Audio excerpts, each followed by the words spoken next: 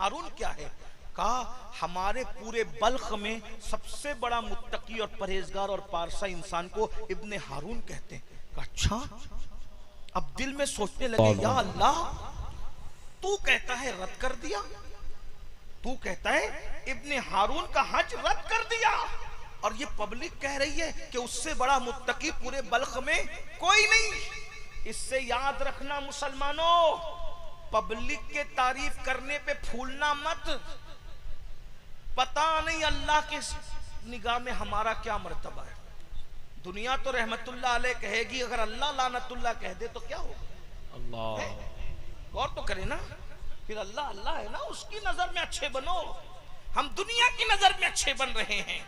अल्लाह के बंदो गौर करो, इब्ने हारून की कितनी तारीफ कर रहे थे बल्ख वाले, बड़ा नेक बड़ा नेक बड़ा नेक, और अल्लाह कह रहा है ख्वाब में मालिक को मैंने हजरत कर, जाके बता। तो मालिक को दीनार होशियार अल्लाह वाले थे, उन्होंने कहा ये मिलेगा कहाँ? बोले ये ऐसे खेमों में नहीं रुकता, हर साल हज को आता है, हर साल हज को आता है, ऐसे खेमों में नहीं रुकता। अच्छा, फिर कहाँ रुकता है?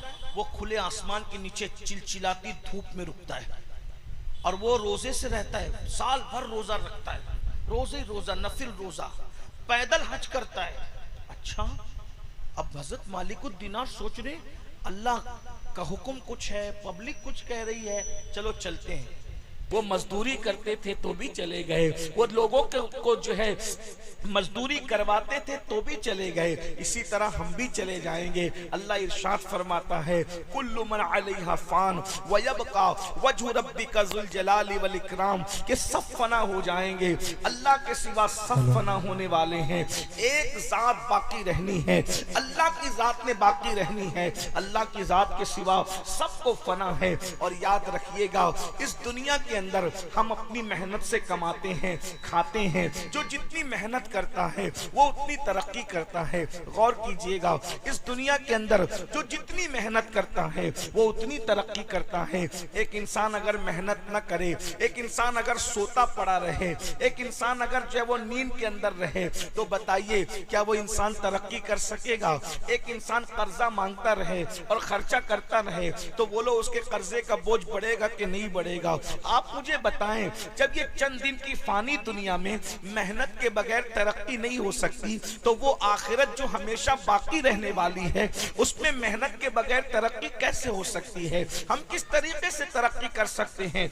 याद रखना, आखिरत में इंसान का उसका जो अमाल है, उसने जो यहाँ मेहनतें की होगी, यहाँ गुनाहों से अपने आप को बचाया होगा, अल्लाह रसूल के कानून पर अमल किया होगा, उसके मुताबिक उसकी आखिरत होगी। याद रखिएगा, ऐसा भी होगा कि अल्लाह अकबर, इस दुनिया के बड़े बड़े मालदार, बड़े बड़े इज्जतदार, बड़े बड़े अलकाबात वाले अपने आमाल की वजह से जहन्नम के अंदर ठोसे जाएंगे। अल्लाह कुरान में इरशाद फरमाता है ज़ुक इन्नका अंतल अज़ीज़ुल करीम, बड़े बड़े इज्जतदारों को अल्लाह जहन्नम की आग में ढकेलेगा, और जब उन्हें जहन्नम की आग में औंधे मुंह डाला जाएगा तो कहा जाएगा दुनिया में बहुत इज्जतदार बनते थे, लो चखो अपना अजाब। आप मुझे बताइए, अल्लाह अकबर, उस वक्त हमारा क्या बनेगा? आजकल के नौजवान हमारे अल्लाह अकबर बहुत सारे गुनाहों में मुब्तला हैं, जराइम में मुब्तला हैं, और उनको एहसास नहीं है कि हमें मरना भी है, हमें दुनिया से जाना भी है। हम सिर्फ बुढ़ापे में नहीं मरेंगे, बल्कि जवानी में भी किसी को मौत आ सकती है। इसलिए मौत की तैयारी, आखिरत की तैयारी हमेशा करते रहना चाहिए। आजकल नौजवान ये सोचते हैं अरे आखिरत में जो होगा देखा जाएगा।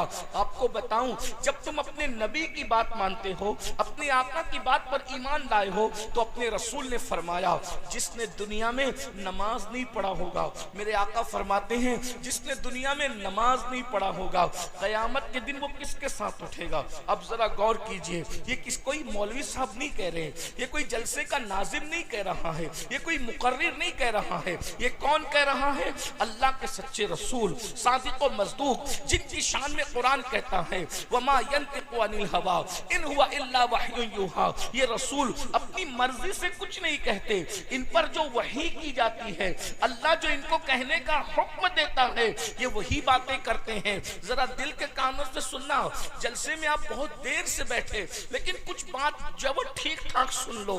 आका ने फरमाया, अल्लाह के रसूल ने फरमाया कि जिसने दुनिया में नमाज छोड़ दी, क़यामत के दिन वो किसके साथ उठेगा? फरमाते हैं फिरऔन के साथ उठेगा, हामान के साथ उठेगा, उबई बिन खलफ के साथ उठेगा। ये तीनों को पहचानते हो कौन है? फिरऔन जो नबी का दुश्मन था, हामान जो नबी का दुश्मन था, और उबई इब्न खलफ कौन है? जिनको मालूम है उनको मालूम है, जिनको नहीं मालूम है वो जान ले। अल्लाह के रसूल रहमतुल लिल आलमीन मेरे नबी ने गाली देने वालों को दुआएं दी, कांटे बिछाने वालों को दुआएं दी, पत्थर मारने वालों को दुआएं दी, मगर याद रखना अल्लाह के रसूल ने अपनी पूरी जिंदगी में सिर्फ एक इंसान को कत्ल किया, एक इंसान को। रसूलुल्लाह ने एक इंसान से ज्यादा किसी को कत्ल नहीं फरमाया, सिर्फ एक इंसान को कत्ल किया अल्लाह के रसूल ने। अल्लाह अकबर। और फरमाया गया दुनिया का सबसे बदतरीन इंसान वो है जो नबी को कत्ल करता है, या दुनिया का सबसे बदतरीन इंसान वो है जिसको नबी कत्ल करता है। मुझे बताओ, रहमतुल लिल आलमीन ने जिसको कत्ल किया है उसको उबई इब्न खलफ कहते हैं। अब बताओ, जिसको रसूलुल्लाह कत्ल करें वो जन्नत में जाएगा कि जहन्नम में जाएगा? तुम्हारा अकीदा क्या है वो बताओ, बताइए जरा, बताओ, जवाब दो। जिसको नबी ने कत्ल किया, रहमतुल लिल आलमीन ने कत्ल किया, अल्लाह के महबूब ने कत्ल किया, वो जन्नत में जाएगा कि जहन्नम में जाएगा? बोलो यकीनन जहन्नम में जाएगा। और आका क्या फरमा रहे हैं? जिसको रसूलुल्लाह ने अपने हाथों से कत्ल किया है, उबई इब्न खलफ, जो नमाज नहीं पढ़ेगा वो उसी के साथ उठेगा। अब तुम उनके साथ उठोगे नमाज न पढ़ने वालों, तो तुम्हारा हश्र क्या होगा, तुम्हारा अंजाम क्या होगा? आज कितनी सादगी से हमारा जवान कहता है, मौलाना हमें टाइम नहीं मिलता नमाज पढ़ने के। नमाज एक 10 मिनट का टाइम लगता है, नमाज के लिए सिर्फ 10 मिनट का टाइम, 10 मिनट से ज्यादा का वक्त नहीं लगता, और हम नमाज छोड़ रहे हैं। और ये दिमाग के अंदर खप्त है कि नमाज नहीं भी पढ़े तो चलता है, नमाज नहीं भी पढ़े तो जन्नत में जाएंगे। बहुत माफी के साथ, आप बुरा नहीं मानेंगे, मैं सच्ची बात करूं, लोग मेरी बात का बुरा मानते हैं, लेकिन आप लोग नहीं मानेंगे। आप क्या सोचते हो, मैं गौस पाक का मुरीद हूं तो मैं तो जन्नत में चला जाऊंगा, मुझे गौस पाक बख्शवा लेंगे। मैं गरीब नवाज का मुरीद हूं, मुझे गरीब नवाज बख्शवा लेंगे। देखो, गौस पाक गरीब नवाज बख्शवाएंगे, लेकिन बेनमाजी को बख्शवाएंगे, ये आप कहां से लाए? आप मुझे ये बताइए, आप मुझे ये पहली बात तो बेनमाजी गौस पाक का मुरीद हो सकता है, ये बताइए। अल्लाह अल्लाह क्या बेनमाजी? भाई बेनमाजी मौलाना का तो मुरीद हो सकता है, लेकिन बेनमाजी गौसे पाक का मुरीद नहीं हो सकता। अल्लाह अल्लाह। ये जो दिमाग में खप्त है ना कि हम नमाज नहीं भी पढ़ेंगे तो जन्नत में जाएंगे, ये झूठ है। ये शैतान ने तुम्हारी फिक्र को अगवा किया है। तुम शैतान के हाथों कठपुतली बने हो। तुम्हें पता है सरकार गौसे आजम का ये कौल कितना मशहूर है कि हुजूर गौसे पाक फरमाते हैं, अगर बेनमाजी मर जाए उसे मुसलमानों के कब्रिस्तान में दफन मत करो। तो जो गौसे पाक बेनमाजी को मुसलमानों के कब्रिस्तान में कबूल नहीं करते, वो गौसे पाक बेनमाजी को अपने सिलसिले में कैसे कबूल करेंगे? अल्लाह अकबर। 3-3 घंटे, 5-5 घंटे जलसों में बैठने वालों, क्या तुम अल्लाह के लिए 10 मिनट का टाइम निकाल सकते हो? मौलाना के लिए 3 घंटे का टाइम निकाला, मौला के लिए 10 मिनट का टाइम निकाला, दोस्तों के लिए इतना वक्त निकाला, क्या अल्लाह के लिए भी आपने टाइम निकाला? बोलो, रोजी अल्लाह दे रहा है, रिस्क अल्लाह दे रहा है, इज्जत अल्लाह दे रहा है, सेहत अल्लाह दे रहा है, सब कुछ अल्लाह दे रहा है। नमाज नहीं पढ़ते तो फिर अल्लाह अल्लाह है। याद रखना, बेनमाजी को इतनी दर्दनाक सजा। मैं नजराना लेने से घमंड नहीं कर रहा हूं, लेकिन नजराने से ज्यादा कीमती गुफ्तगू सुन लो, इससे बड़े मेरे लिए कोई नजराना नहीं है। और अल्लाह करे आप सुनकर आप असल इस्लाम समझ जाओ, तो मैं समझता हूँ कि मेरा आना कामयाब। यूं ही मेरे पास वक्त नहीं रहता, मैं जल्दी तारीख आप लोग को दे नहीं पाता। अब आ गए हैं, मिल गए हैं, आप भी बैठे हम भी बैठे, तो थोड़ी देर बैठ करके सुन लो। एक भाई ने अभी बताया को कह रहे थे हम लखनऊ से आए, ऐसे दूर दूर से आए हो तो सुकून से सुन लो। मैं देखिए नजर लेना हमारे बुजुर्गों की सुन्नत है, देना भी सुन्नत है, लेकिन जो नजर लेने से घमंड करता है, बुजुर्गों ने फरमाया एक दिन अल्लाह उस पे ऐसा लाएगा कि वो मांगेगा तो भी लोग उसको नहीं देंगे। तो मैं घमंड नहीं कर रहा हूँ, मैं सिर्फ ये चाहता हूँ कि मेरी बात आप सुकून से सुन लो। आप एक एक उठ के आओगे, नजराना ला कर दोगे तो तवज्जो बटेगी। मैं लोगों से कहता हूँ कि मैं तकरीर याद करके नहीं आता हूँ, जैसा माहौल बनाते हो वैसा अल्लाह जो बुलवाता है वो बोल देते हैं। सब लोग सुकून से सुनो, सब मिलकर दुरूद शरीफ पढ़ लो। मैं बहुत देर तक नहीं बोलूंगा, जितना आप सुनना चाहेंगे उतना ही बोलूंगा। आशिकों की तरह सब मिलकर दुरूद शरीफ पढ़ो। अल्लाहुम्मा सल्ली अला सय्यिदिना मौलाना मुहम्मद बारिक वसल्लम सल्लल्लाहु अलैहि वसल्लम सल्लल्लाहु तआला अलैहि वसल्लम। बात को गौर से सुनिए। देखिए हम सब के लिए टाइम, दोस्तों के लिए टाइम निकाल रहे हैं, इसी तरह से बीवी बच्चों के लिए टाइम निकाल रहे हैं, मौलाना के लिए टाइम निकाल रहे हैं, पीर साहब के लिए टाइम निकाल रहे हैं, सबके लिए टाइम निकाल रहे हैं। लेकिन एक बात मैं आपको कहता हूँ, दिल से कह रहा हूँ, मैं कोई मुकर्रिर आदमी नहीं, फकीर आदमी हूँ, दिल से बात कह रहा हूँ, दिल से सुनना। जिस दिन हम मर जाएंगे उस दिन बीवी भी कब्र में नहीं आएंगी, उस दिन हमारे पीर साहब भी हमारी कब्र में। ये पीर साहब से मुराद ये जो हम लोग जो कहलाते आजकल के दुनिया वाले पीर साहब, अल्लाह वालों की बात नहीं कर रहा हूँ मैं, आजकल की बात कर रहा हूँ। इल्ला माशाअल्लाह के साथ ये नहीं आएंगे कब्र में। मेरे भाई इतना याद रखना, मैं आपको पीरों से बदजन करने नहीं आया और मैं सच्चे पीरों की बात नहीं कर रहा हूँ। लेकिन एक बात कहूँ भाई, हम बीमार पड़ जाते हैं तो ये लोग हमें देखने नहीं आते, हम परेशान होते हैं, हमारी खैरियत नहीं पूछी जाती। हमारी कब्र में कौन आएगा भाई ये बताओ? हमारी जो कब्र के ऊपर मिट्टी डालने नहीं आएगा वो कब्र के अंदर कैसे बचाने आएगा? ये तो अपने आप को धोखा मत दीजिए। आप बीवी भी नहीं आएगी, बच्चे भी नहीं आएंगे। ये मुकर्रिर जिसके पीछे आप भाग रहे हो ना आप दीवानों की तरह, इसको खबर भी नहीं होगी कि तुम्हारा इंतकाल हो गया है, कुछ नहीं है। आजकल तो भाई जिसके पास दौलत है उसी की खैरियत पूछी जाती है, जिसके पास माल नहीं है कोई उसकी खैरियत भी नहीं पूछता।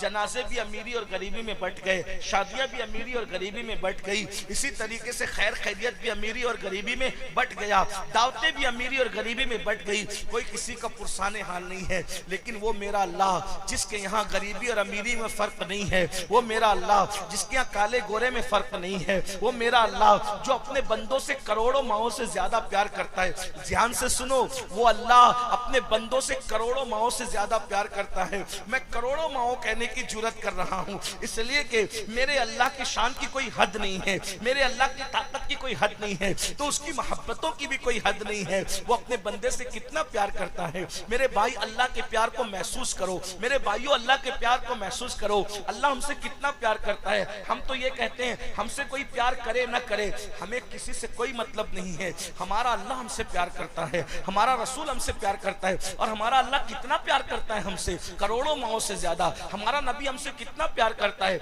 हम पैदा भी नहीं हुए थे तब भी वो रात रात पर हमारे लिए मगफिरत की दुआएं करते थे। तो हम अल्लाह का रसूल हमसे मोहब्बत करता है, अल्लाह हमसे मोहब्बत करता है। अब मुझे बताओ वो अल्लाह रोजी कौन देता है? अल्लाह देता है। हमारे गुनाहों पे पर्दे कौन डालता है? अल्लाह डालता है। अल्लाह अगर खाने की ताकत छीन लेना तो तुम्हारी फ्रिज भरी हो फिर भी तुम खा नहीं सकते। शुगर के मरीजों से जाके पूछो, मिठाई की दुकान है फिर भी मिठाई खा नहीं पा रहा है। अल्लाह नहीं चाहता ना, नहीं चाहता। देखो अल्लाह तुम्हें खिला रहा है, तुम खा रहे हो। और याद रखो दुनिया में ऐसे भी लोग हैं मेरे जवानों जो नींद की 4-4 गोलियां खाते हैं मगर उनको सुकून की नींद नहीं आती। हाँ, जिनके ऊपर तुम रश्क करते हो ना, ये अदाकार, ये फिल्मी स्टार, ये औला, ये फुला, उनकी पर्सनल लाइफ को झांक करके देखो। उनके पास अच्छी टी शर्ट तो है लेकिन उनके पास पुरसुकून दिल नहीं है, उनके पास नरम गद्दे तो है, उनके पास सुकून की नींद नहीं है। तुम क्या समझ रहे हो मेरे भाइयों? ये अल्लाह का एहसान है जो तुम्हें सुकून की नींद अता करता है, जो तुम्हें राहत की नींद अता करता है, जो तुम्हें चैन की नींद अता करता है, तुम्हें खिलाता है, तुम्हें पिलाता है, इज्जतें देता है, ऐबों पे पर्दे डालता है। अब मुझे बताओ, जिसने माँ के पेट में हमारी शक्ल बनाई, जिसने माँ के पेट में हमारी सूरत बनाई, जरा गौर तो कीजिए, जरा गौर कीजिए, तवज्जो कीजिए। वो छोड़, सुन लो, पसीना आता है, आने दो। आका फरमाते हैं मजदूर की मजदूरी उसका पसीना सूखने से पहले दे दो। मैं अल्लाह की बारगाह में ये मजदूरी कर रहा हूँ, गुलामी कर रहा हूँ, मेरे ऊपर तवज्जो ना करें, आप मेरी गुफ्तगू पे तवज्जो, सब सुन लो, चैन से सुन लो भाई, थोड़ी देर की बात है, इधर उधर डिस्टर्ब मत करो, सुन लो, आराम से सुनो, दुरूद शरीफ पढ़ो, रब्बे सल्ले व सल्लिम दाइमन अबदा अला हबीबिका खैरुल खल्क़ि कुल्लिहिम। तो आज क्या कर रहा था, देखो गौर करो अल्लाह का हम पे कितना एहसान है।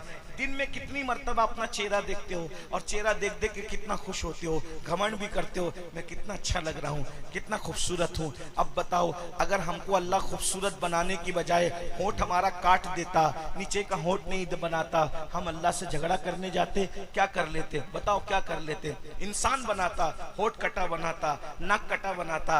अरे इंडिया की खूबसूरती में पैदा करने की बजाय अफ्रीका के कालों में पैदा करता, क्या कर लेते? वो भी तो इंसान है। अरे चलो इंसान होता है, अगर अल्लाह कुत्ता बना देता तो क्या कर लेते? अगर अल्लाह सुअर बना देता तो क्या कर लेते? अगर अल्लाह चूहा बना देता तो क्या कर लेते? चले ठीक है भाई, इंसान बनाया था, इंसान बनाता, अच्छा बनाता, लेकिन अगर अबू लहब के घर में पैदा करता तो क्या कर लेते? अबू जहल के घर में पैदा करता तो क्या कर लेते? अरे काफिर पैदा करता तो क्या कर लेते? लेकिन अल्लाह की शान तो देखो, अल्लाह की शान तो देखो, इंसान बनाया, खूबसूरत बनाया, खूबसूरत बनाने के बाद फिर क्या किया? ईमान की दौलत अता की, ईमान की दौलत भी दी तो मूसा का उम्मती नहीं बनाया, ईसा का उम्मती नहीं बनाया, दाऊद का उम्मती नहीं बनाया, यूसुफ का उम्मती नहीं बनाया, किसका उम्मती बनाया? अपने महबूब का उम्मती बनाया है। वो लोग अपनी मगफिरत की फिक्र खुद करते, तवज्जो, और अंबिया किराम के उम्मती अपनी मगफिरत की फिक्र खुद करते हैं, और हम वो हैं हमारी मगफिरत की फिक्र मुस्तफा जाने रहमत करते हैं। देखो कितना एहसान है,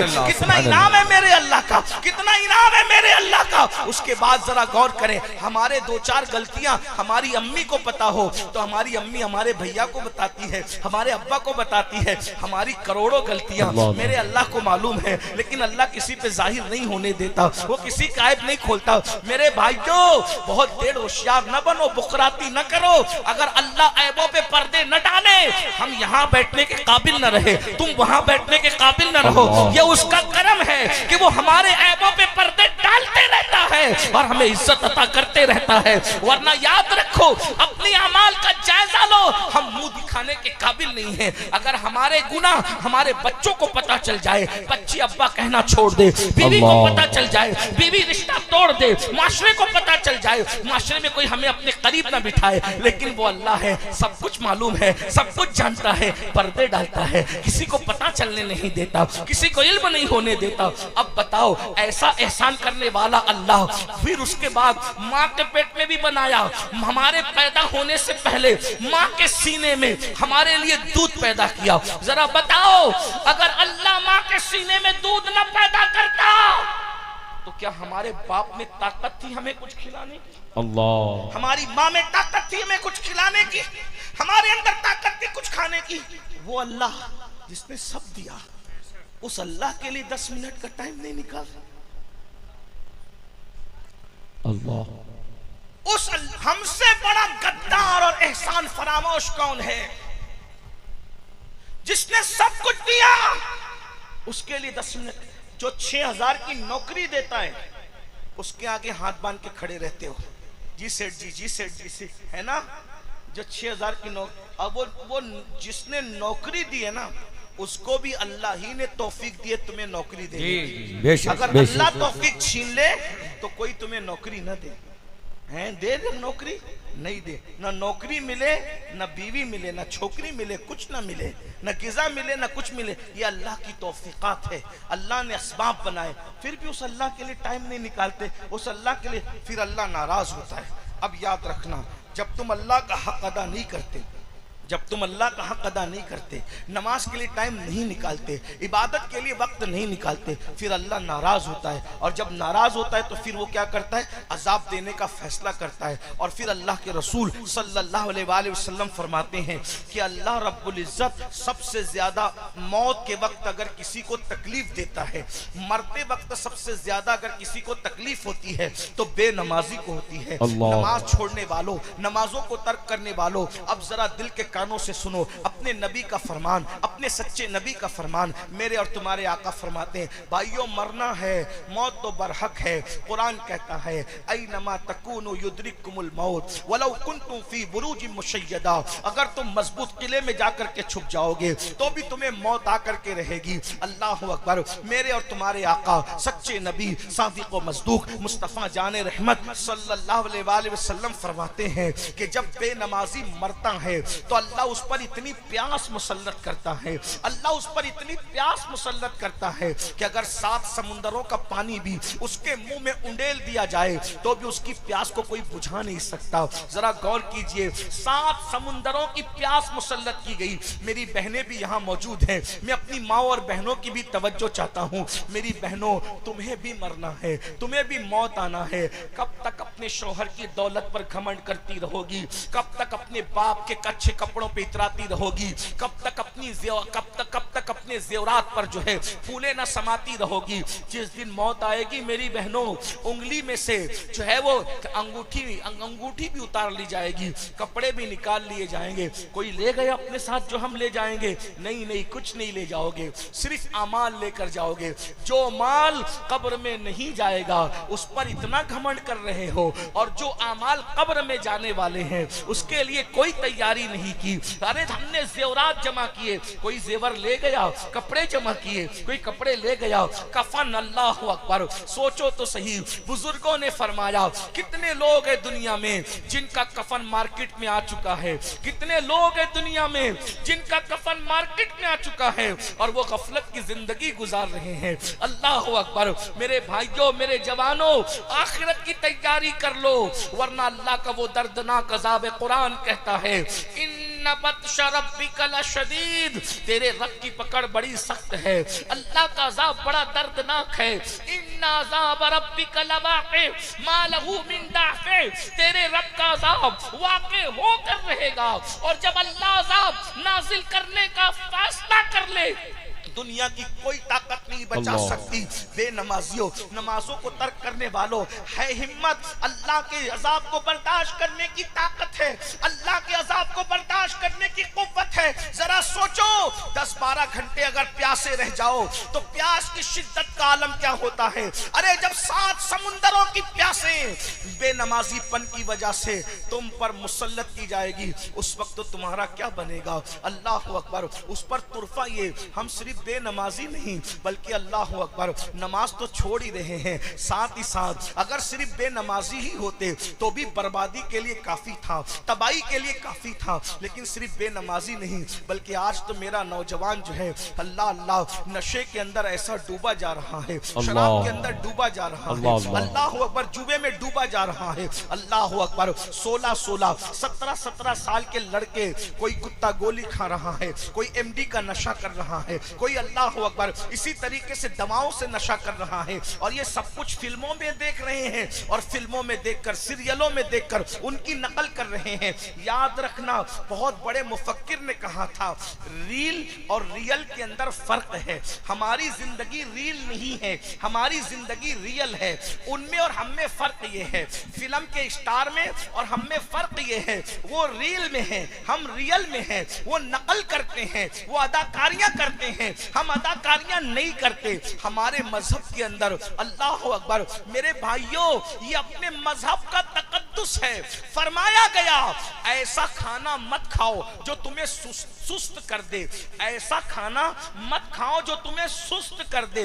तो जो खाना सुस्त कर दे, जब वो खाने की इजाजत नहीं, ऐसा मशरूब जो सुस्त कर दे, जब वो पीने की इजाजत नहीं, बतौर तकवा या बतौर एहतियात अंदाजा फरमाए तो जो नशा ला दे उसके इस्तेमाल की इजाजत कैसे हो सकती है। आपको पता है अल्लाह के रसूल सल्लल्लाहु अलैहि वसल्लम ने कभी मैदे की रोटी इस्तेमाल नहीं की, क्योंकि मैदा इंसान को सुस्त कर कर देता है।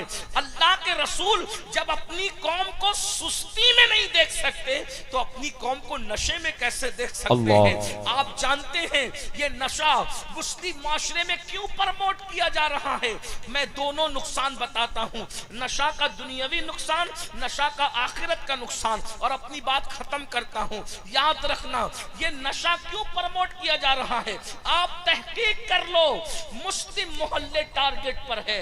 मुस्लिम मोहल्लों के अंदर बाज़ाब्ता तौर पर एजेंट छोड़े जाते हैं कि जाओ मुसलमानों के खूबसूरत बच्चों को टारगेट करो, मुसलमानों के पढ़ने लिखने वाले ज़हीन बच्चों को टारगेट करो, मुसलमानों के मालदारों के बच्चों को टारगेट करो, मुसलमानों के मेहनतकश मजदूरों के बच्चों को टारगेट करो। क्यों ये है जानते हो, दुनिया को आपके टैलेंट से बहुत ज्यादा खौफ और खतरा है।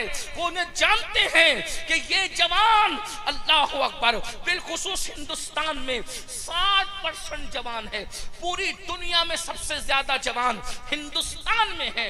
और हिंदुस्तान के जवानों, तुम्हारी खूबसूरती पे रहम आता है, तुम्हारी खूबसूरती और जवानी पे तरस आता है। खुदा के लिए, अरे फिल्मों को अपने लिए आइडियल बनाने वालों, कभी आपने अली अकबर की जवानी को भी अपने लिए आइडियल बनाना, कभी हजरत कासिम की जवानी को भी आइडियल बनाना, कभी इमाम हसन की जवानी को भी आइडियल बनाना। सोचो तो सही, ये साजिश क्यों रची जा रही है। जानते हो, ये जानते हैं, इस्लाम दुश्मन ताकतें जानती है, जिस दिन तुम तिजारत करोगे तुम्हारी टक्कर कोई नहीं ले सकता, दुनिया तुम्हारी गुलामी करेगी। तो कह रहे हैं इन्हें नशे की लत पढ़ा दो, इन्हें नशे का आदी बना दो, ताकि ये तिजारत न कर सके, बेहोश होकर के पड़े रहें, ये तिजारत न कर सके। ये जानते हैं जिस दिन तुम तालीम हासिल करोगे कोई तुम्हारा मुकाबला नहीं कर सकेगा। कर पाया कोई अब्दुल कलाम का मुकाबला? बताओ, कर पाया कोई? इतनी ताकत हिंदुस्तान को किसने दी? अब्दुल कलाम ने दी। बल्कि मैं तो ये कहता हूँ, हिंदुस्तान बनाने से लेकर हिंदुस्तान बसाने तक, हिंदुस्तान बसाने से लेकर हिंदुस्तान सजाने तक, हिंदुस्तान सजाने से लेकर आजाद कराने तक, आजाद कराने से लेकर इतनी ताकत अता करने तक सफे अव्वल में कौन खड़ा है देख लो। अगर आपको बताऊं, ताजमहल किसने बनाया? कलमा पढ़ने वाले ने। लाल किला बना के किसने सजाया? कलमा पढ़ने वाले ने। इसी तरीके से हिंदुस्तान के अंदर इतनी खूबसूरत आबादियों का तस्वीर किसने दिया? इस मुल्क के अंदर गुलाब नहीं थे, गुलाब लाने वाले तुम हो, चमेली लाने वाले तुम हो, फूल लाने वाले तुम हो, यानी गार्डन सजाने वाले तुम हो। तुम्हारे आने से पहले ये तस्वीर नहीं था, वरना तहकीक कर लो। अल्लाह अकबर। उसके बाद सजाया तो तुमने है, सोने की चिड़िया भी तुमने बनाया था। तुम्हें अपनी तारीख नहीं पता। अंग्रेजों के हिंदुस्तान आने से पहले एक एक बंगाल का, कलकत्ता का ताजिर इतना मालदार था, एक मुसलमान ताजिर के पास इतनी दौलत थी कि उतनी दौलत शाही खजाने में, बर्तानिया के शाही खजाने में नहीं थी। तुम इतने मालदार थे कब तक? जब तक तुम नशा नहीं करते थे, कब तक? जब तक तुम शराब नहीं पीते थे, कब तक? जब तक तुम जुआ नहीं खेलते थे, कब तक? जब तक तुम उलमा से दूर नहीं थे, कब तक? जब तक तुम औलिया से दूर नहीं थे। तुम्हें पता है ये किलों को किसने बनाया?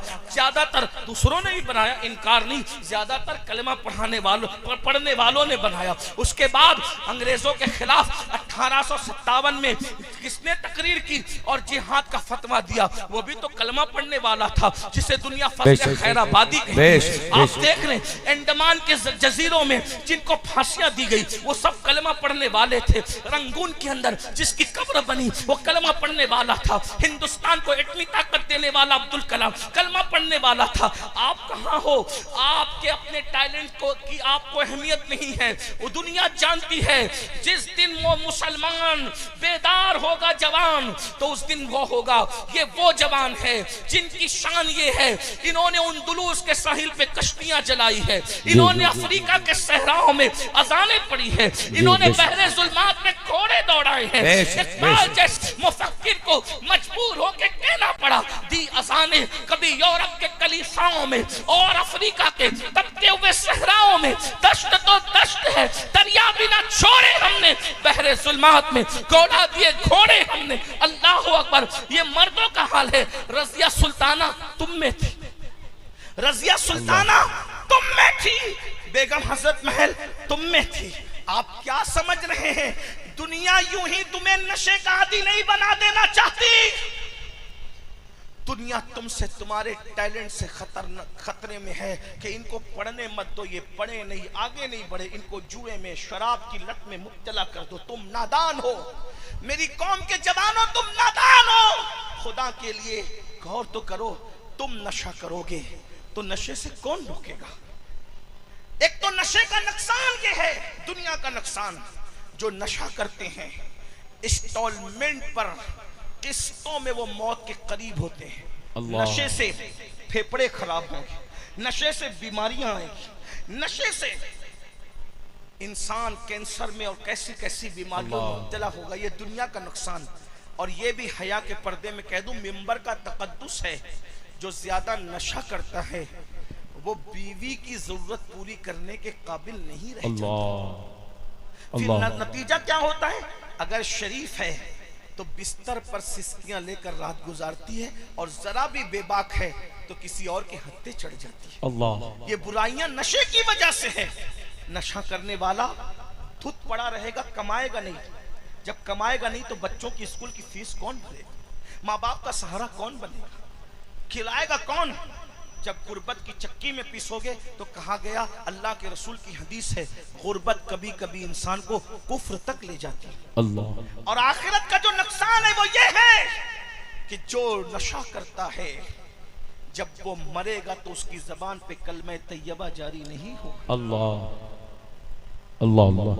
हजरत जुनैद बगदादी फरमाते, सुन लो हजरत जुनैद बगदादी का कौल, फरमाते मेरे पड़ोस में मेरा दोस्त रहता था, उसको लाखों हदीसें याद थी। जब उसके मौत का वक्त करीब आया, मरने का वक्त करीब आया, तो मैं उसके सराहने गया कि पड़ोसी है, दोस्त है और बड़ लाखों हदीसों का आलिम है। लेकिन जब मैं उसके करीब गया तो मैं बोल रहा था, कलमा पढ़ो, कलमा पढ़ो। उसने कहा मैं कलमा नहीं पढ़ता, जाओ यहाँ से। और उसने कलमे का इनकार कर दिया। हजरत जुनैद बगदादी कहते हैं, मैं रोता रहा, या अल्लाह, मेरा दोस्त इतना बड़ा आलिम, लाखों हदीसों का मुहद्दिस, जिसने याद करके रखी थी, वो काफिर होके कैसे मरा। मैं दुआ करता रहा, ए अल्लाह मुझे दिखा कि वो कैसे काफिर हुआ, मरते मरते कैसे काफिर हुआ, मरते मरते कैसे काफिर हुआ। पता है जब वो ख्वाब में नजर आया तो देखा कि जहन्नम के अजाब के अंदर मुब्तला है। हजरत जुनैद बगदादी ने कहा, अल्लाह की कसम दे के पूछता हूँ, बता कि तू काफिर होके कैसे मरा। तो कहा, जुनैद सुनो, ये राज मैं तुम्हें बताता हूं, मैंने किसी को नहीं बताया।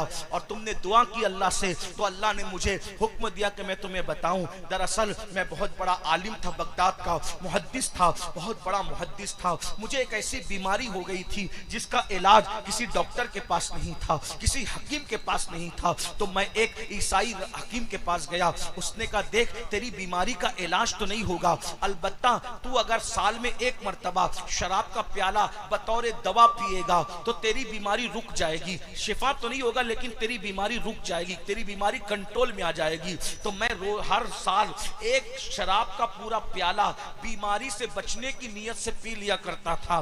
शराब का एक प्याला साल में एक मर्तबा मैंने बीमारी से बचने के लिए पिया, तो मरते वक्त मेरा ईमान चला गया। ऐ मेरी कौम के जवानों, बताओ, जो बीमारी के लिए बीमारी की नीयत से शराब पिए, मरते मरते वो काफिर हो रहा है। जो जगहों में शराब पिए, जो खुशी के मौके पे शराब पिए, जो पिकनिक पे शराब पिए, जो मोहल्लों में नशा करे, बताओ उनका खात्मा ईमान पर कैसे होगा। बल्कि सुनो सुनो, अल्लाह के सच्चे रसूल सादिक व मसदूक तुम्हारे मेरे रसूल ने फरमाया, ऐ इब्ने मसूद, मेरी उम्मत के कुछ लोग होंगे जो मरेंगे तो अच्छे भले मरेंगे, लेकिन जब कयामत के दिन वो अपनी अपनी कब्रों से उठेंगे तो या तो उनका चेहरा सूअर की तरह होगा, या तो उनका चेहरा बंदर की तरह होगा। अब्दुल्ला इब्ने मसूद कहते हैं, या रसूल अल्लाह, जो अपनी कब्रों से उठेंगे उनका चेहरा सूअर और बंदर की तरह होगा। क्या वो कलमा नहीं पढ़ते होंगे? क्या वो कुरान को अल्लाह की किताब नहीं मानते होंगे? क्या वो आपको अल्लाह का रसूल नहीं मानते होंगे? मेरे आका फरमाते, इब्ने मसूद, वो मोहम्मद को अल्लाह का रसूल भी मानेंगे, कुरान को अल्लाह की किताब भी मानेंगे, वो कलमा भी पढ़ते होंगे, फिर भी जब वो अपनी कब्रों से उठेंगे तो उनकी कब्रों से उठते वक्त उनके चेहरे सूअर और बंदर की तरह होंगे। वो सूअर और बंदर की शक्ल लेकर कयामत के दिन उठेंगे। तो इब्ने मसूद ने कहा, या रसूल अल्लाह, उनका गुनाह क्या होगा? मेरे आका फरमाते हैं, उनके दो गुनाह होंगे, उनके दो गुनाह होंगे। नंबर एक, वो शराब का नाम बदल बदल कर पिएंगे। अल्लाह। शराब का नाम बदल बदल कर पिएंगे। बदल दिया ना शराब का नाम, एमडी रख दिया, नशे का अलग अलग नाम रख दिया, ये नाम वो नाम वो नाम वो नाम। मेरे नबी ने 1450 साल पहले फरमा दिया था, गैबदा नबी ने, क्या वो शराब का नाम बदल बदल कर पिएंगे। वो गाने कसरत के साथ सुनेंगे, म्यूजिक कसरत के साथ सुनेंगे, जिनमें ये दो गुनाह होंगे। जब वो अपनी कब्रों से उठेंगे, या तो उनकी शक्ल सूअर की तरह होगी, या तो उनकी शक्ल बंदर की तरह होगी। किसने कहा? जिस नबी का कलमा पढ़ते उसने कहा, जिस रसूल का कलमा पढ़ते उसने कहा, जिसकी बात पर काफिर भी कहते हैं कि ये नबी झूठ नहीं बोलते, ये सादिक और अमीन है। अब बताओ, अगर चेहरे पे फुंसी निकल आए तो शादियों में नहीं जाते, अगर चेहरे पे सफेद दाग निकल आए तो मुंह पे मास्क रख करके घूमते हो। अल्लाह अकबर। चेहरे पे हवा लग जाए तो मुंह पे रुमाल रख करके घूमते हो। ऐसा ही है ना, अगर ऐसे ऐब हो जाए तो लोगों के सामने नहीं जाते। ऐ मेरी कौम के जवानों, हम तुम्हें कैसे बेदार करें, हम तुम्हें कैसे संवारें, हम तुम्हारे दिल में बात कैसे उतारें। अरे चेहरे पे फुंसी हो जाए तो अपने जैसे इंसानों के सामने नहीं जाते। सूअर का मुंह लेकर अल्लाह की बारगाह में कैसे जाओगे? बंदर की शक्ल लेकर अल्लाह की बारगाह में कैसे जाओगे? सूअर और बंदर की शक्ल लेकर रसूलुल्लाह को क्या मुंह दिखाओगे? खुदा के लिए ये नशा क्या है? इसमें कोई फायदा है? कोई फायदा नहीं है। निकलो नशे से। कुछ जवान कहते हैं, हजरत नशा इतना डिफिकल्ट है कि हम नशा छोड़ ही नहीं सकते। एक बात कहूं मेरे अजीज, जब हम माँ का दूध छोड़ सकते हैं, इतनी लजीज चीज माँ का दूध छोड़ सकते हैं, तो फिर नशा नहीं छोड़ सकते। एक बात और कहूं, देखिए एक बात आपसे कहता हूं, सच्ची सच्ची बात कहना। कुछ कह सकते हैं माँ का दूध तो बचपने में छुड़ा लिया गया। एक बंदा है, उसको मिठाई बहुत पसंद है, बहुत पसंद है मिठाई, ये मिठाई वो मिठाई वो मिठाई वो मिठाई बहुत पसंद है। अचानक डॉक्टर ने कहा, देखो हाजी साहब, आपको हो गई है शुगर, शुगर आपकी 300 350 पहुंच गई। अब अगर आप मिठाई खाओगे ना, किडनी फेल हो जाओगी, मिठाई खाओगे ना हार्ट पे असर पड़ेगा, मिठाई खाओगे ना तो फालेज भी हो सकता है, इसलिए मिठाई नहीं खाना, आम नहीं खाना, मीठा नहीं खाना। मुझे बताओ, जिसको अब तक मीठा पसंद था, 40 साल 35 साल 50 60 साल जिसने दबा कर मीठा खाया, 1 मिनट में मिठाई छोड़ता है कि नहीं छोड़ता? सच बोलना, सच। डॉक्टर के कहने पे मिठाई, मेरे भाई जान बचाने के लिए डॉक्टर के कहने पे मिठाई छोड़ देते हो, तो ईमान बचाने के लिए नबी के कहने पे नशा क्यों नहीं छोड़ सकते? बोलो, अरे डॉक्टर जो कह रहा है जरूरी है कि सच भी हो? ऐसा भी तो हो सकता है। चलो भाई डॉक्टर कहे, फिर भी कोई जरूरी नहीं है कि नुकसान हो, लेकिन नबी ने कह दिया कि जिसने नशा किया वो या तो सूअर की शक्ल लेके उठेगा या तो बंदर की शक्ल लेके उठेगा। एक आखिरी बात मुझे याद आई, सब लोग तवज्जो करें, मुझे एक वाकया याद आया है। नशा बहुत नुकसान करता। नशा करने वाला अपनी माँ में, अपनी बीवी में फर्क नहीं करता। अल्लाह। नशा करने वाला पड़ोसन में और अपनी बेटी में फर्क नहीं करता। अल्लाह। छोड़ दो जो बच्चे नशा करते। अब मैं तो आपको कहता हूं, सिगरेट भी छोड़, सिगरेट भी छोड़, तंबाकू भी छोड़, गुटखे भी छोड़, सब छोड़। नहीं खाना है, तय कर लो नहीं खाना। मैं अभी पिछले हफ्ता बाबा ताजुद्दीन के उर्स में गया था जी। हजारों लोग, मैंने एक जुमला कहा, बोलो सब तौबा करते हो कि नहीं? पूरा मजमा हाथ उठा, स्टेज से लेके नीचे तक सबने तौबा की, और माशाल्लाह उसका इतना अच्छा रिजल्ट। और मैं जहां गया लोगों को कहा, लोगों ने मेरी बात पे अमल किया। एक बात मैं कहता हूं, फायदा किसका है? अपना फायदा। अगर आप सिगरेट पियोगे ना, आपका बच्चा एमडी इस्तेमाल करे। आप सिगरेट पियोगे, आपका बच्चा हुक्का पिएगा। अगर अपने बच्चों को बचाना है, आपको अपने नफ्स पे कंट्रोल करना पड़ेगा। अच्छा मैं एक बात कहता हूं, चलो सिगरेट जो आप पी रहे हो, बीड़ी पी रहे हो, सिगरेट पी रहे हो, ये अपनी दौलत को जो आग लगा करके धुएं में उड़ा रहे हो, कभी तुमने सोचा कि मुसलमानों की सैकड़ों बेटियां हैं जो सिग्नलों पर भीख मांगती है बुर्का पहनकर? अल्लाह। अगर मैं इतनी रकम सिगरेट की उठा करके किसी बेवा की गोद में डाल दूंगा तो दिन भर का उसका खर्चा ना निकल जाएगा? बहुत अच्छा पैगाम, बहुत अच्छा। बताइए, मैं तो लोगों को ये भी मना बहुत करता अच्छा, हूँ कि माशाअल्लाह। भाई मेरे लिए इतने महंगे फूल न लाया। मेरी रूह बेचैन होती है इतने महंगे महंगे फूल देख के। लोग मजाक भी उड़ाते हैं कि ये कैसा आदमी है कि दूसरे लोग चाहते हैं कि उनके ऊपर फूल डाले जाए, ये मना करता है। मैंने कहा हम हकीकत वाले लोग हैं, हम ढकोसले वाले लोग हैं। ये फूल मेरी इज्जत में कोई इजाफा नहीं कर सकते। आपने ये इतना महंगा फूल लाए, इतना महंगा, देखिए कितना महंगा। मैं समझता हूं कि 5,000 से कम का नहीं होगा। कितने का? 5,000 से कम का नहीं होगा ये। और अगर और कम कर दूं तो चले 2,000 का पकड़ लें। मैंने उसको 1 मिनट भी नहीं पहना, मैं पहन भी नहीं सकता इतना। 10 किलो का वजन का कितनी देर पहनूंगा? 1 मिनट में मैंने उतार दिया। आपसे पूछता हूं मुझे बताओ, 1 घंटे की तकरीर के लिए जिस सैयद को आपने बुलाया, 2,000 का हार उसके गले में आधे मिनट के लिए डाल दिया। क्या तुम अपनी मस्जिद के इमाम के बच्चे की स्कूल की फीस भरने के लिए भी इतनी सीरियस हो? अगर ये 2,000 तुमने बचा लिए होते तो तुम अपने मोहल्ले की मस्जिद के इमाम के बच्चे की स्कूल की फीस भर सकते थे 1 महीने की। इससे मुझे क्या फायदा हुआ? अगर आपको मुझे फूल ही पहनाना था, एक गुलाब दे देते। इस तरह के करोड़ों फूल मेरे अंदर कोई तरक्की नहीं जगा सकते। इज्जत और जिल्लत मेरे अल्लाह के हाथ में है। न फूलों से इज्जत बढ़ती है, न गालियों से इज्जत घटती है। जो पिया को भाए अख्तर वो सुहाना राग है, जिससे ना खुश है पिया वो रागनी अच्छी नहीं। बेशक बेशक। उस इमाम बुखारी का बुखारा भी मुखालिफ था, समरकंद भी मुखालिफ था। बुखारा जाते थे तो वो बाइकाट करते थे, समरकंद जाते थे वो बाइकाट करते थे। तुम्हें पता है जिसकी खत्म बुखारी के नाम पर तुम हर साल जलसा करते हो, वो बुखारी समरकंद जाते थे तो वहां बाइकाट, बुखारा जाते थे पूरा जमाना बाइकाट हो गया। इमाम बुखारी समरकंद और बुखारा के दरमियान अकेले खड़े थे, अकेले। अल्लाह। जमाना मुखालिफ था मगर अल्लाह राजी था। बेशक बेशक। तवज्जो करना, जमाना मुखालिफ था, अल्लाह राजी था। इसलिए बुखारी ने कहा, ए अल्लाह, ना बुखारा वाले अपनाते ना समरकंद वाले अपनाते, इतनी बड़ी जगह मेरे लिए तंग हो गई, मुझे उठा ले। तो इमाम बुखारी का तन्हाई में इंतकाल हुआ। तन्हाई, अल्लाह, तन्हाई में, लेकिन अल्लाह राजी था। अल्लाह को राजी किया, पब्लिक की तरफ तवज्जो नहीं की। तो क्या नतीजा क्या निकला? इमाम बुखारी को दफन कर दिया। बारिश रोक ली, अल्लाह ने रोक ली।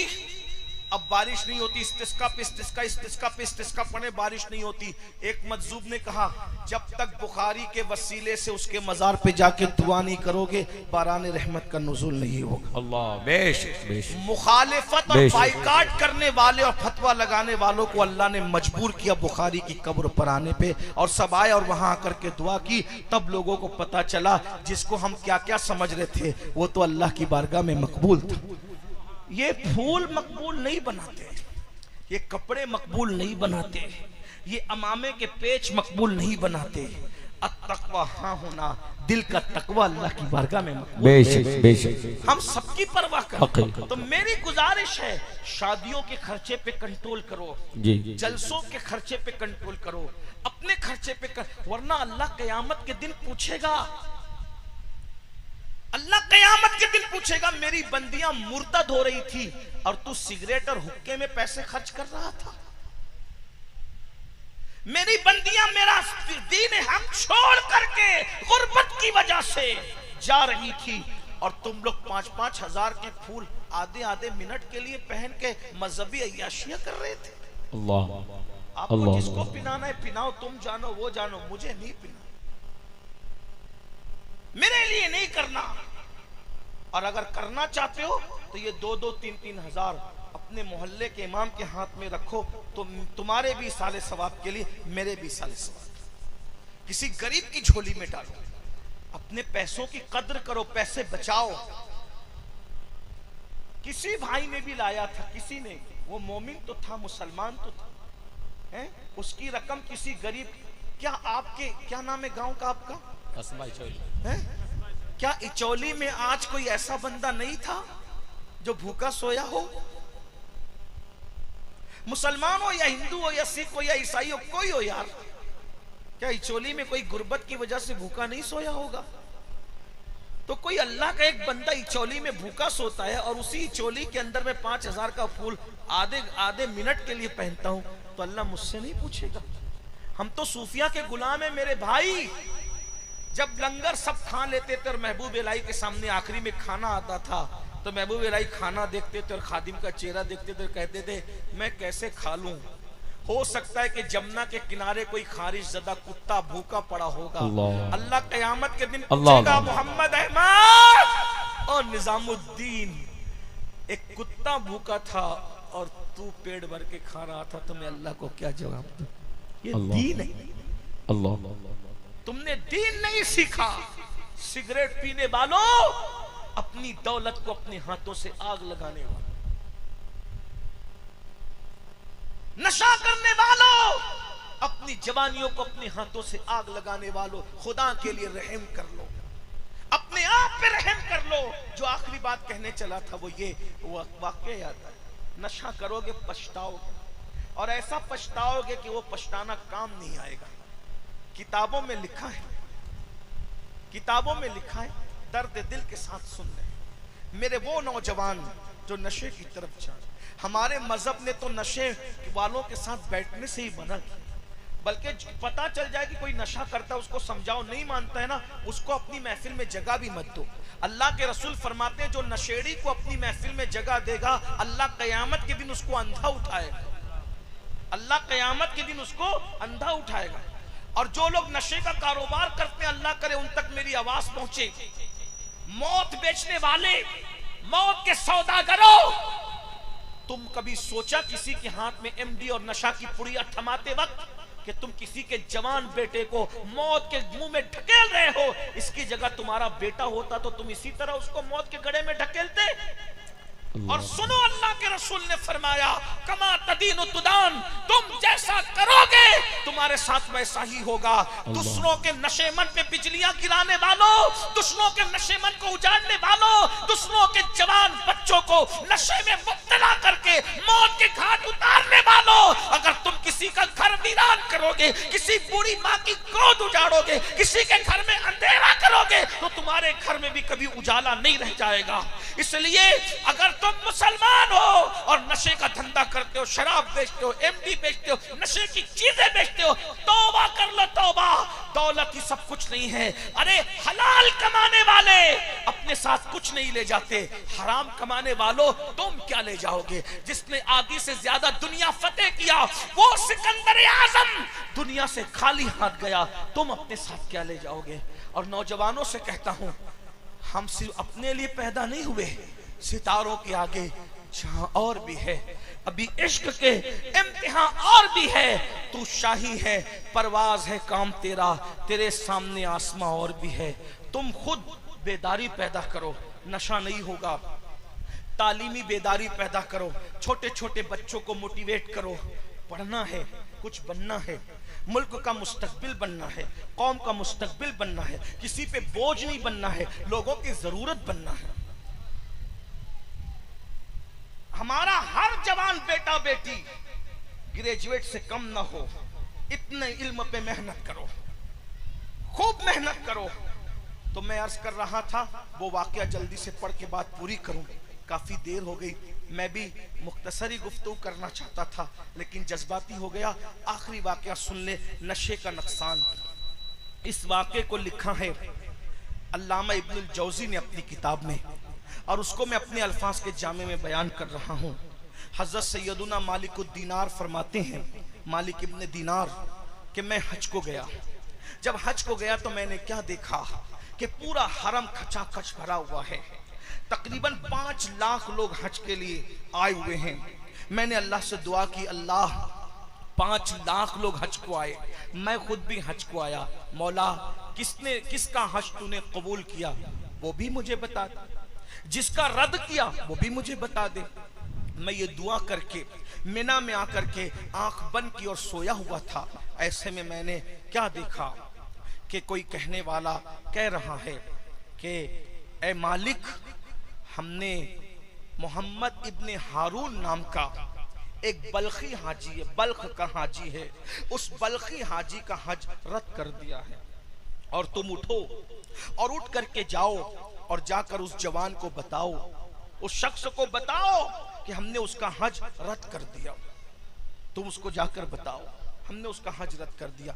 अब जवानों ध्यान से सुनना, मालिक बिन दिनार उठे और उठने के बाद मिना के अंदर जो खैमे अलग अलग लगे हुए थे तो उन लोगों से पूछने लगे, बल्ख के जो हाजी थे, ए बल्खी हाजियों, तुम में मोहम्मद इब्ने हारून कौन है? तो उस वक़्त बल्ख के हाजियों ने कहा, आप कौन है और आप मोहम्मद इब्ने हारून को कैसे जानते हैं? तो कहा कि मैं मालिकुद दीनार हूँ, मैं बगदाद से आया हूँ हज करने के लिए। अच्छा, इतने बड़े वली मालिकुद दीनार, और आप इब्ने हारून को क्यों पूछ रहे हैं? आपको पता है इब्ने हारून क्या है? कहा क्या, इब्ने हारून क्या है? कहा हमारे पूरे बल्ख में सबसे बड़ा मुत्तकी और परहेजगार और पारसा इंसान को इब्ने हारून कहते हैं। कहा अच्छा। अब दिल में सोचने लगे, या अल्लाह, तू कहता है रद्द कर दिया, तू कहता है इब्ने हारून का हज रद्द कर दिया, और ये पब्लिक कह रही है कि उससे बड़ा मुत्तकी पूरे बल्ख में कोई नहीं।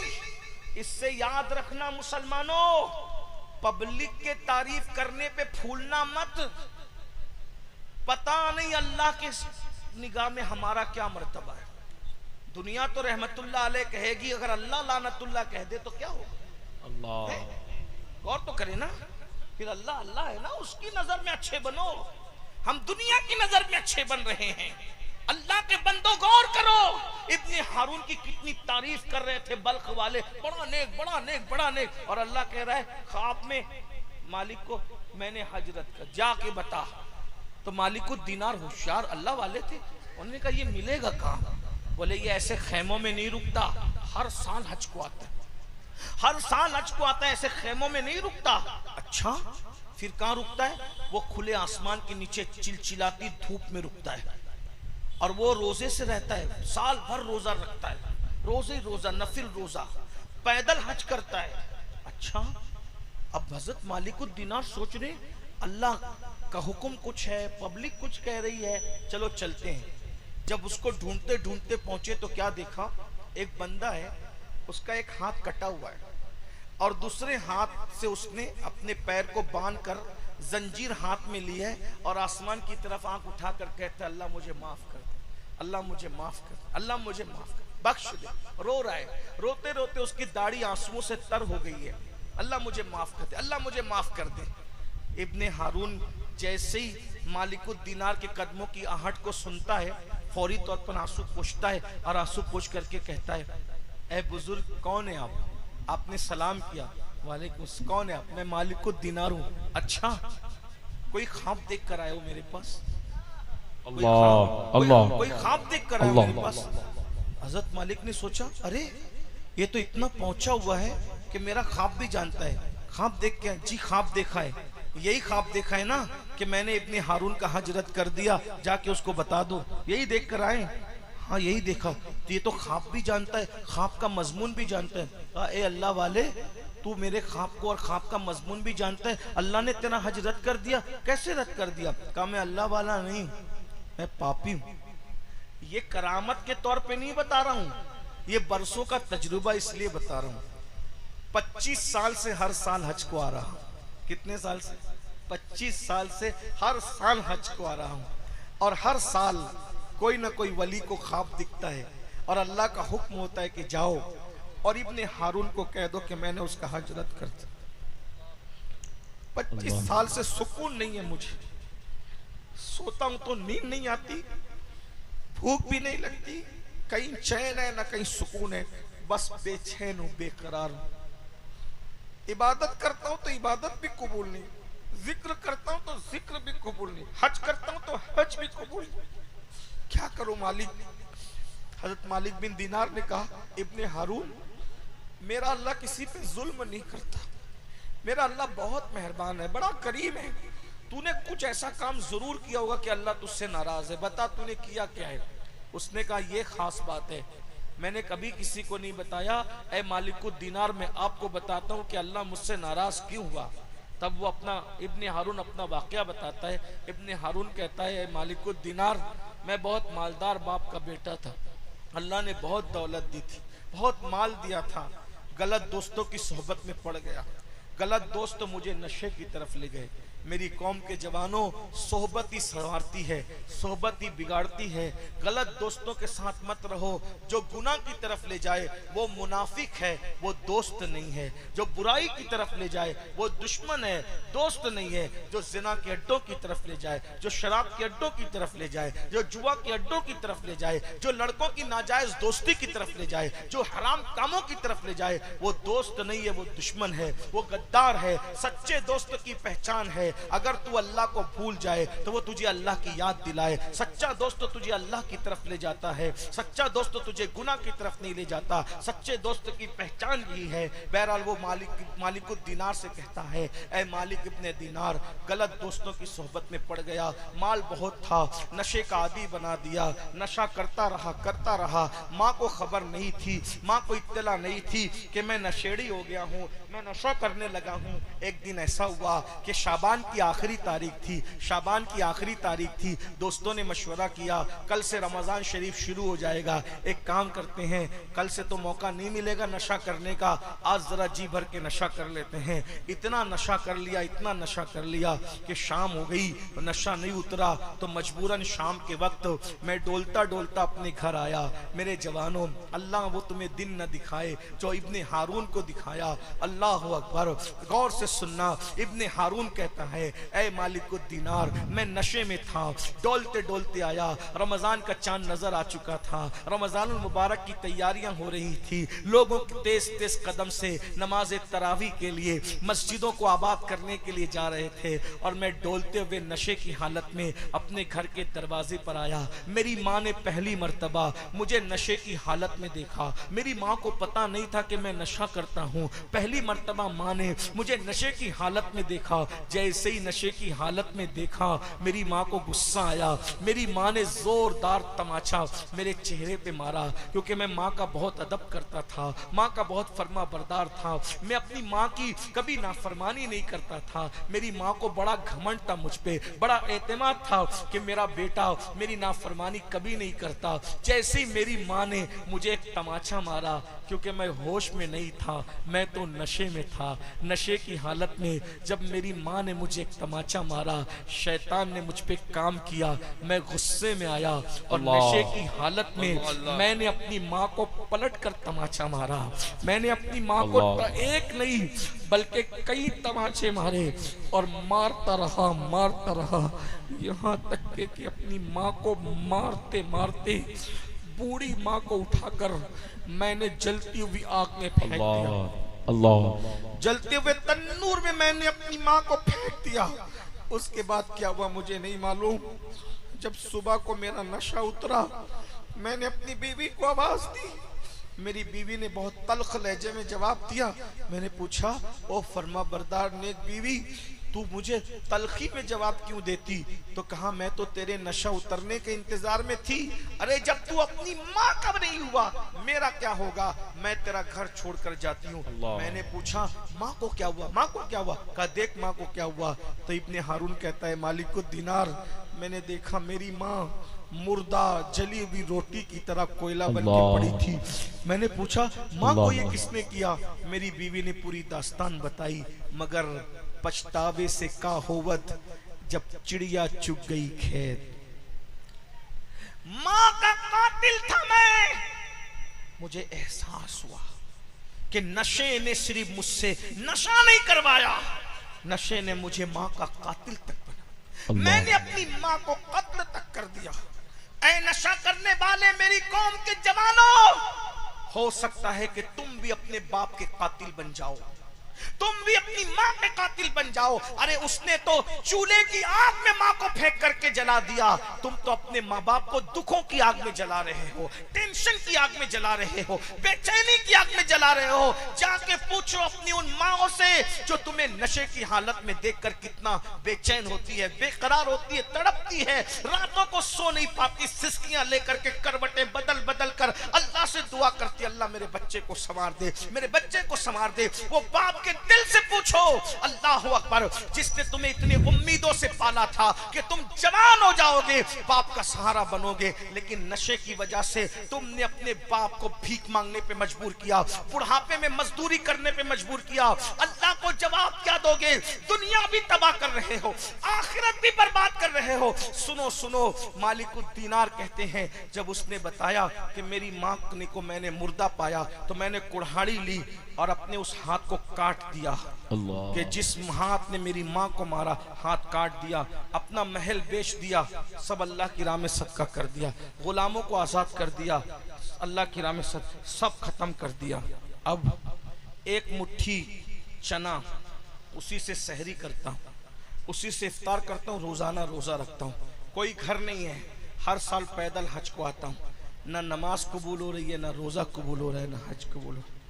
तो हज़रत मालिकुद दीनार कहते हैं, जालिम बदबख्त, अल्लाह तुझे कभी माफ न करे, अल्लाह कभी तुझे माफ न करे। ये कहते हुए हज़रत मालिकुद दीनार पलट गए। मालिकुद दीनार कहते, जब मैं पलट रहा था तो पलटते हुए मैंने आवाज सुनी, ऐ गमों को खोलने वाले, मुझे माफ कर दे मेरे अल्लाह। जब मैं आया, खैमे में लेट गया तो ख्वाब में मुझे रसूलुल्लाह की ज़ियारत हुई। अल्लाह के रसूल ख्वाब में आए और आने के बाद कहा, ऐ मालिक, तूने उसको बद्दुआ क्यों दी? अर्ज़ की, या रसूलल्लाह, उसने कितना बड़ा जुर्म किया। आका फरमाते हैं, मैं बताऊं क़यामत में उसके साथ क्या होगा? क्या होगा? अल्लाह की अदालत में वो और उसकी माँ दोनों खड़े होंगे। अल्लाह फरमाएगा, तू नशा करता था, माँ का कातिल था, तू जहन्नम में जा। हजारों साल तक उसको जहन्नम में जलाया जाएगा, लेकिन एक दिन उसकी माँ जो जन्नत में चली गई थी, वो अल्लाह से पूछेगी फरिश्तों से, मौला मेरा इब्ने हारून तेरी जन्नत में नजर नहीं आता। तो फरिश्ते जवाब देंगे, उसने तुझे कत्ल किया, वो नशा करता था, इसलिए वो जहन्नम में जल रहा है हजारों साल से।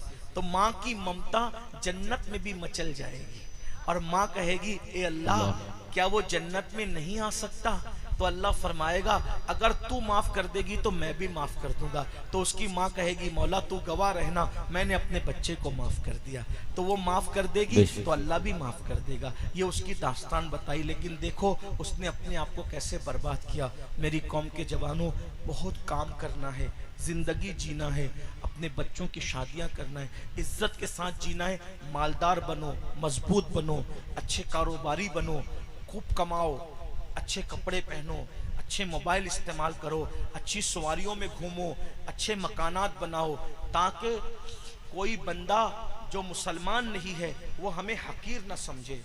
तुम ऐसे बन के निकलो कि कोई मुसलमान को हकीर न समझे। लेकिन मोबाइल चुरा के मालदार नहीं बनना, शराब बेच के मालदार नहीं बनना, नशा बेच के मालदार नहीं बनना। मालदार बनना है, मेहनत करके बनो, हलाल के जरिए से बनो। क्यों?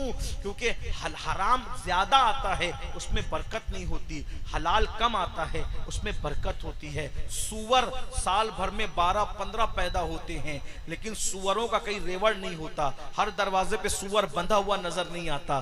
बकरियां 2 या 3 पैदा होती है, लेकिन जंगल भर भर के रेवड़ भी नजर आते हैं और हर दरवाजे पे बकरियां खड़ी भी नजर आती है। अल्लाह बता रहा है, बकरी हलाल है, हमने बरकत रखी है, सूअर हराम है, हमने बरकत नहीं रखी। हलाल कारोबार करो, मेहनत करो, तरक्की करो, और सिर्फ कमाकर अपने ऊपर खर्च मत करो, बल्कि कमाकर जो दूसरे कमजोर मुसलमान है उनका भी मदद करो, उनकी भी इमदाद करो, एक दूसरे की मदद करो। क्योंकि मेरे आका फरमाते हैं, अल्लाह उस वक्त तक तुम्हारी मदद करता रहेगा जब तक तुम अपने मोमिन भाई की मदद करते रहोगे। आइए कुछ कीजिए एक अज़्म के साथ। आइए जलसा एक रस्मी जलसा ना हो, आज कुछ करके उठिए, कुछ अज़्म करके उठिए कि हमें नशा छोड़ना है। पहली बात, आइए मेरे साथ पंजतन के नाम पे कौन कौन वादा करता है। अब आपका इम्तिहान है, अल्लाह के लिए वादा, मुझे दिखाने के लिए नहीं, पब्लिक को दिखाने के लिए। कौन कौन वादा करता है आज से 5 वक्त नमाज पढ़ेंगे?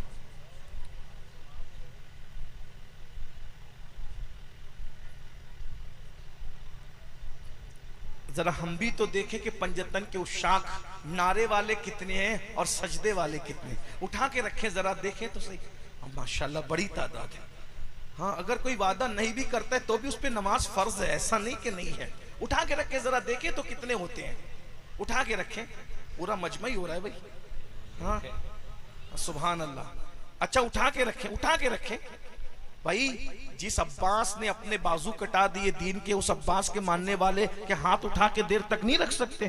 जरा उठा के रखे तो दिखे, अल्लाह को गवाह बनाए, फरिश्तों को गवाह बनाए। सुभान अल्लाह। बोलो नमाज की पाबंदी करेंगे ना इंशाल्लाह।